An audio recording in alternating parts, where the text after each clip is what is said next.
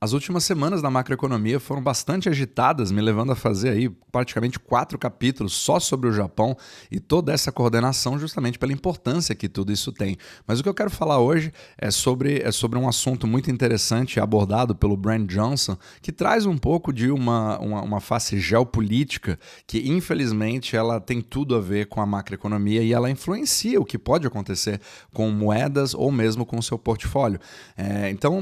Eu falo muito no podcast, né, sobre o Brand Johnson. Ele é uma das pessoas que... Ele é a pessoa que criou a teoria do milkshake do dólar depois de quase 15 anos de estudos, chegando a uma conclusão de que os Estados Unidos eles se encontram numa posição privilegiada, por mais que se goste ou não, por ser o líder na economia mundial, onde o dólar é usado como a moeda de reserva global, colocando os Estados Unidos numa posição injustamente vantajosa para eles, né? No sentido de que, como todo mundo usa hoje dólares e mesmo que você tente escolher não usá-los, a sua dívida contraída em dólares, principalmente num sistema de crédito, onde o dinheiro gerado tem que ser via crédito e você precisa pagar esse dinheiro de volta com juros, faz com que você não consiga desalavancar sem você mudar completamente todo o sistema. E a quantidade de dólares usados fora dos Estados Unidos é muito maior do que a quantidade de dólares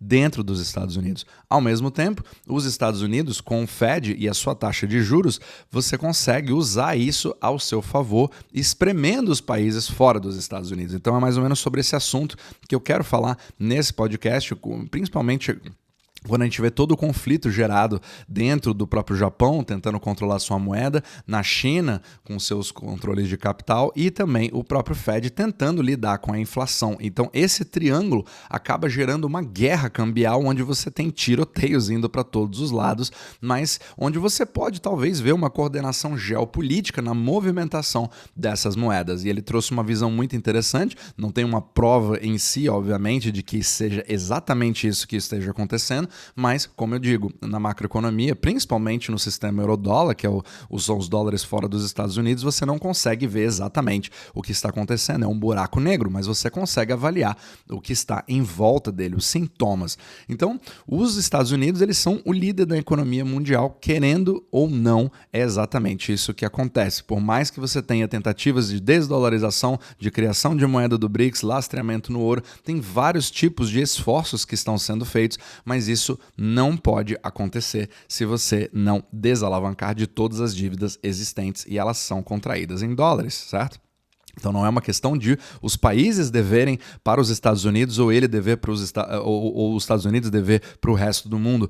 Todos os países devem a todos os países do mundo em dólares. E você sair do dólar não é uma coisa muito fácil ou quase impossível, dependendo de como, se você não tiver um cataclisma completo de todo o sistema. E isso muda completamente com toda a nossa vida ao redor do mundo funciona. Mas eu já falei isso em vários capítulos. O que eu quero falar é como você consegue, de fato, usar isso como uma arma numa guerra cambial, certo? Então, quando você tem hoje uma briga de países fora dos Estados Unidos que tentam proteger as suas próprias moedas, você tem países que são aliados e países que são antagônicos, né? No caso, o Japão é um país aliado aos Estados Unidos e muito provavelmente, segundo o Brand Johnson, que ele falou no último podcast dele, é quase impossível você ter um movimento do iene que aconteceu do 150 para 160 em questão de dias sem ter tido algum tipo de ligação entre os bancos centrais do Japão e do Fed, principalmente quando você tem um silêncio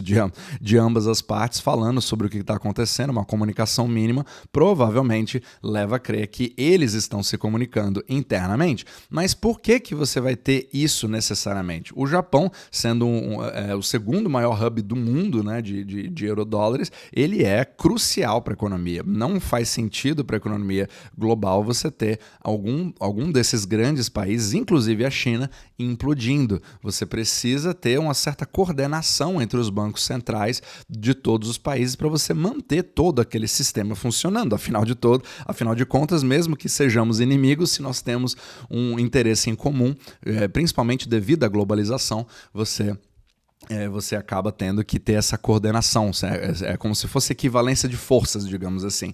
Então, o Fed em si vem usando a sua subida de juros, em princípio, a narrativa de que você quer controlar a inflação dentro dos Estados Unidos. E, obviamente, que isso é meio que o textbook de qualquer banco central, né? Apesar de que a gente fala de todo o mito sobre a taxa de juros, mas esse é um outro assunto. Mas isso acaba criando toda aquela política de que estamos tentando defender o poder de compra do americano e queremos abaixar os preços. Porém, essa política, pelo fato da posição privilegiada dos Estados Unidos em relação à sua própria dívida, acaba criando um esgoelamento em todo o resto do mundo, sendo que quando você cria um diferencial de juros, você acaba dando oportunidades ao carry trade, onde países com moedas mais fracas acabam pegando essa moeda emprestada para poder comprar títulos da dívida pública americana, justamente para se proteger do risco cambial, mas ao mesmo tempo ter uma taxa de juros que é atrativa. E o Japão vem fazendo isso há décadas, certo? E muitos outros países acabam fazendo a mesma coisa. Só que isso enfraquece as suas próprias moedas, aumentando justamente o milkshake do dólar, do Brian Johnson, que vai fazendo com que o dólar fique cada vez mais forte em relação às outras moedas do mundo no longo prazo. Isso não é uma coisa linear, isso não é uma coisa certa, nem tem um prazo específico, mas ele vem ao longo das décadas fazendo exatamente esse movimento. Sempre pensando no longo prazo. Então, isso acaba, querendo ou não, podendo ser usado como uma arma dos Estados Unidos em relação ao resto do mundo, aumentando a sua própria hegemonia, sendo que todos os países têm uma dependência gigantesca de dólares e eles precisam arcar com as suas próprias dívidas, com seus próprios bonds em dólares. Então você precisa obter dólares. E ficando cada vez mais difícil de obter dólares, você acaba influenciando toda a economia local, deixando as coisas mais caras, importações, entre outros. Por outro lado, você tem ali um movimento que, por exemplo, quando você pensa no Japão, que agora teve uma desvalorização do iene, vem passando por essa desvalorização, apesar dos esforços do Banco do Japão para poder controlar essa moeda, você pode, obviamente, pensar isso como uma arma numa guerra cambial contra a China. Mas como que isso poderia acontecer? Se você pensa nos Estados Unidos junto com o Japão como aliados, você pode muito bem usar uma coordenação entre os dois países para fazer uma desvalorização do iene, mas de uma forma um pouco mais controlada, certo? Que você vai fazendo com que as exportações do Japão fiquem mais competitivas. Afinal de contas, produtos japoneses e produtos chineses têm sim uma competição de wallet share. O Japão é um país exportador de tecnologia, a China é um país exportador de tecnologia também. Só que, por outro lado, a China continua com sua política de panela de pressão, controle de capital, e ela tem todo o interesse em manter o yuan forte pela soberania nacional. Só que isso acaba criando uma pressão para a China, certo? Que vai fazer com que ela acabe perdendo uma competitividade comparativa, relativa em relação ao próprio Japão. E aí, então mesmo que você não tenha uma guerra bélica, você acaba fazendo uma guerra velada, porque aí você força a mão da própria China, que está tentando ir para outra direção, a talvez reagir. E aí obviamente que você pode chegar à conclusão de não, beleza, mas aí a China pode simplesmente começar a deixar a sua desvalorização do yuan começar a ocorrer. Só que isso cria um efeito indesejado. Ao fazer isso, você também cria o problema de você ter a importação de energia, porque por um lado você fica mais competitivo na parte de exportação, mas o seu petróleo começa a ficar mais caro, principalmente para importação. Você precisa de mais yuan para comprar os mesmos dólares necessários para você manter a sua importação de energia. E aí você acaba exportando aquela deflação que está dentro da China, certo? E importando inflação para a China, que está justamente com um problema contrário hoje. Hoje ela está sofrendo de deflação no mercado interno, mas inflação no mercado externo.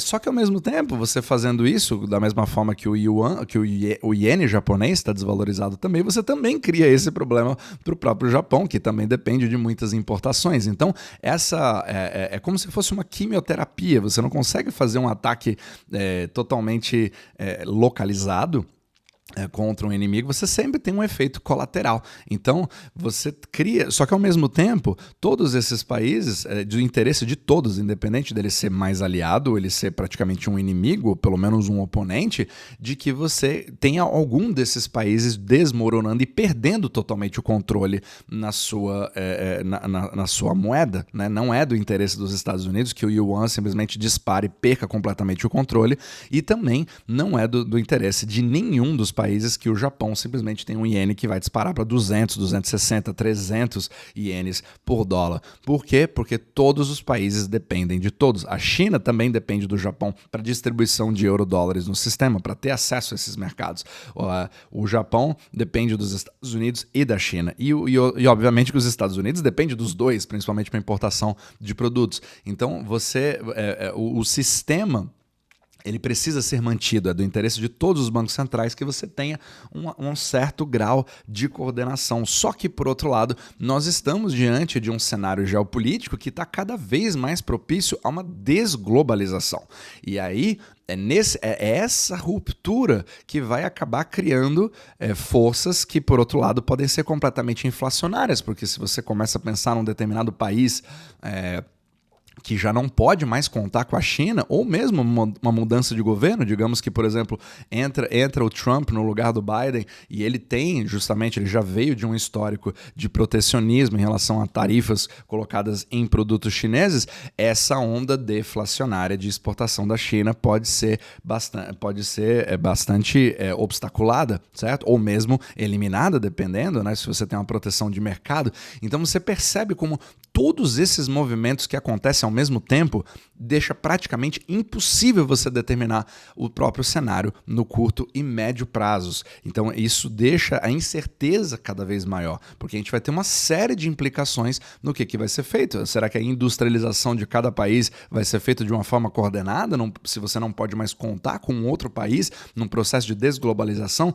E isso cria uma série de problemas, isso cria desempregos em vários países e várias outras implicações. Eu até quero fazer um capítulo especificamente sobre isso, talvez seja o próximo, mas só para você ver como uma guerra cambial ela acaba tendo muito mais efetividade no sentido de alcance das pessoas quando você tem uma coordenação, principalmente entre países que são aliados ou mesmo inimigos, e você pode ter uma coordenação entre inimigos num backdoor, mesmo que você não fale oficialmente um com o outro, mas você tem canais de comunicação, porque um país vai saber o que o outro está fazendo e nenhum deles quer que o outro país tenha uma perda de controle total, porque pode voltar para eles mesmos, pode ser um tiro que saia pela culatra. Então,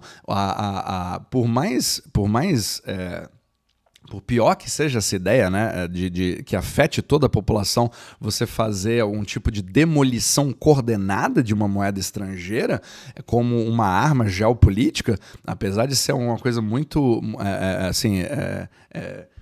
que afeta, né, diretamente a vida do cidadão, que não tem nada a ver com isso, isso, infelizmente, acaba sendo como o próprio sistema funciona.